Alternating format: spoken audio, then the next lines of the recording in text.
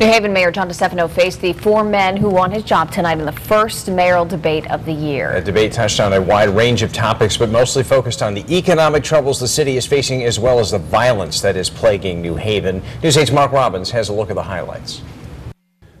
There were 5 candidates, pretty raucous crowd, lots to talk about as the election process begins. Each candidate came with his group of supporters to the Metropolitan Business Academy for this debate.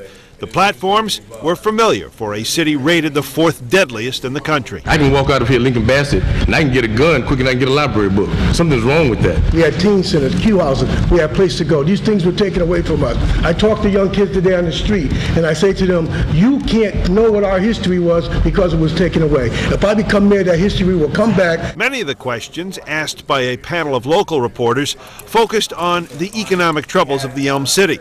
The candidates often molded their answers to fit their agendas. People in the city, as I went door to door, talked about cronyism in the city. People that have jobs that don't necessarily deserve them because they were appointed by this administration. But on top of that, we have to address the issue of parenting.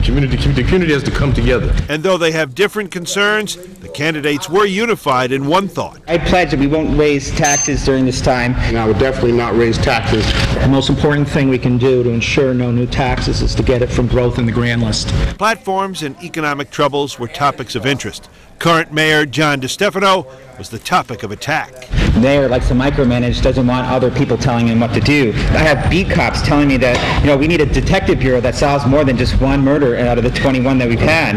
And Jeff, if you're going to say things about me, fair game, I get it. The Detective Bureau and the officers there work really hard.